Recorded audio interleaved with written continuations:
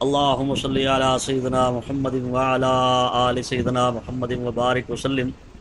ابو القاسم خفاف رحمۃ اللہ علیہ کہتے ہیں کہ ایک بزرگ گزرے ہیں حضرت شبلی رحمۃ اللہ علیہ۔ یہ کون تھے شبلی رحمۃ اللہ علیہ؟ اللہ کی محبت میں ڈوبے ہوئے تھے، اپنی جیب میں گڑ رکھتے تھے، جب کوئی اللہ کا نام لیتا تو اس کو مٹھائی نکال کے گڑ نکال کے دیتے۔ تو کسی نے کہا کہ آپ یہ کیا کام کرتے ہیں، جب بھی کوئی اللہ کا نام لیتا ہے تو آپ اس کو مٹھائی نکال کے دیتے ہیں؟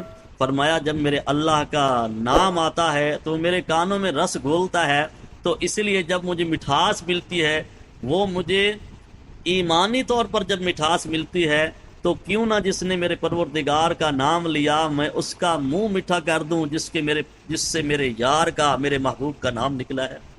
اتنے عاشق تھے پروردگار کے، اور نبی علیہ الصلوۃ والسلام کی محبت تو ان کے اندر کوٹ کوٹ کے بھری ہوئی تھی۔ ابو القاسم کہتے ہیں کہ یہ حضرت شبلی رحمۃ اللہ علیہ ایک مرتبہ ابو بکر بن مجاہد رحمۃ اللہ علیہ کے پاس تشریف لے گئے۔ ابو بکر بن مجاہد رحمۃ اللہ علیہ کا کام پڑھنا پڑھانا تھا، اور ان کے پاس ایک مرتبہ وزیر اعظم آیا اور یہ اپنی جگہ سے ہلے نہیں بلکہ اپنی جگہ پہ ہی بیٹھے رہے۔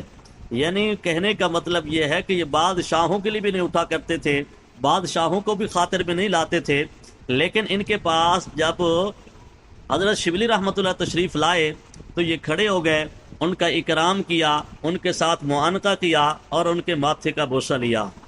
تو چنانچہ شاگرد حیران ہو گئے کہ استاد جی، پوچھنے لگے آپ کے پاس تو وزیر آئے تھے، آپ ان کے لیے کھڑے نہ ہوئے، لیکن جس کو بغداد کے لوگ پاگل سمجھتے ہیں آپ ان کے لیے کھڑے ہو گئے۔ فرمایا میں نے وہ کیا جو میں نے رسول کریم صلی اللہ علیہ وسلم کو کرتے دیکھا۔ اللہ کے حبیب علیہ الصلوۃ والسلام کی مجلس میں جب جاتے ہیں، نبی علیہ السلام ان کا کھڑے ہو کے استقبال کرتے ہیں اور نبی علیہ الصلوۃ والسلام ان کے ماتھے کا بوسہ لیتے ہیں، میں نے بوسہ لیتے دیکھا ہے، اس لیے میں نے وہ کام کیا۔ پھر اپنا خواب بیان کیا کہ ان کے آنے سے پہلے اللہ کے حبیب علیہ السلام کا مجھے دیدار نصیب ہوا۔ نبی علیہ السلام نے ارشاد فرمایا ایک جنتی بندہ آپ کے پاس آئے گا، اس کا اکرام کرنا۔ تو جب یہ تشریف لائے میں نے ان کا اکرام کیا، تو اس کے ٹھیک 1 یا 2 دن بعد نبی علیہ السلام کا مجھے دوبارہ دیدار نصیب ہوا۔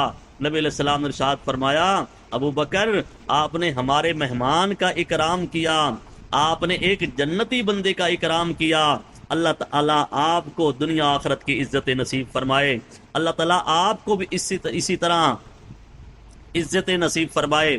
پھر ابو بکر بن مجاہد کہتے ہیں میں نے کہا اے اللہ کے حبیب علیہ الصلوۃ والسلام، یہ مقام آپ کے دربار میں ان کو کیسے ملا؟